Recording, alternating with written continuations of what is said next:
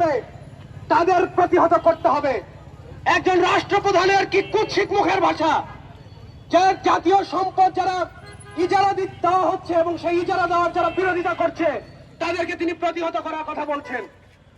আমরা দেখছি যে অন্তর্বর্তীকালীন সরকার শুরু থেকে মিয়ানমারের রাখাইন রাজ্যে সেই যে তথাকথিত মানবিক করিডোর, সেই মানবিক করিডোর দেওয়ানের লুকোচুরি করে আসছে।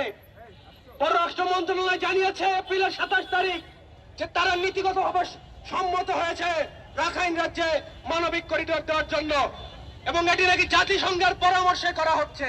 কিন্তু তার কিছুদিন পরে আমরা জানতে পেরেছি যে বাংলাদেশে তিনি জাতিসংঘের আবাসিক কর্মকর্তা, তিনি বলেছেন যে জাতিসংঘ এমন কোন পরামর্শ বাংলাদেশকে দেয় নাই।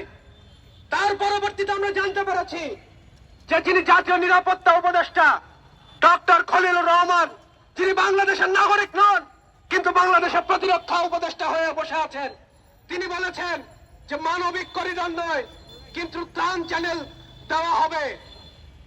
জনগণের সম্মতি ব্যতীত এই ধরনের সাম্রাজ্যবাদী চক্রান্তের বিরুদ্ধে আমরা দীর্ঘদিন ধরে লড়াই সংগ্রাম করে আসছি বন্ধুগণ।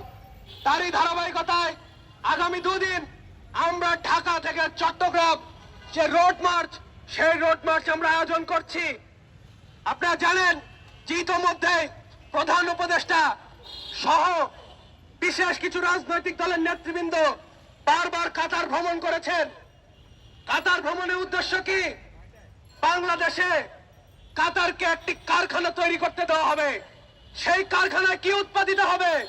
সেই কারখানায় উৎপাদিত হবে সমরাস্ত্র, যা যুদ্ধে ব্যবহৃত হবে।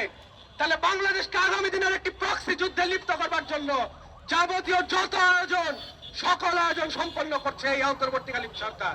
তার প্রতিবাদে আমরা বাংলাদেশের আপামর ছাত্র জনতাকে আহ্বান জানিয়েছি আগামী 2 দিন যে রোড মার্চ ঢাকা থেকে চট্টগ্রাম পর্যন্ত, সেই রোড মার্চ সফল করতে আপনারা সর্বাত্মকভাবে সহযোগিতা করবেন।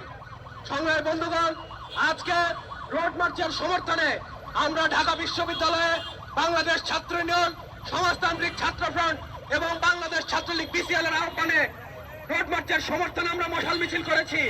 আজকের এই মশাল মিছিল উপস্থিত ছিলেন সমাজতান্ত্রিক ছাত্র ফ্রন্ট কেন্দ্রীয় কমিটির সংগ্রামী সভাপতি মুক্তা বারই, উপস্থিত আছেন বাংলাদেশ ছাত্রলীগ বিসিএল কেন্দ্রীয় কমিটির সংগ্রামী সভাপতি ছাত্রনেতা গৌতম শীল। এই মশাল মিছিলে উপস্থিত ছিলেন বাংলাদেশ ছাত্র কেন্দ্রীয় কমিটির সংগ্রামী সাধারণ সম্পাদক ছাত্রনেতা বাহাউদ্দিন শুভ।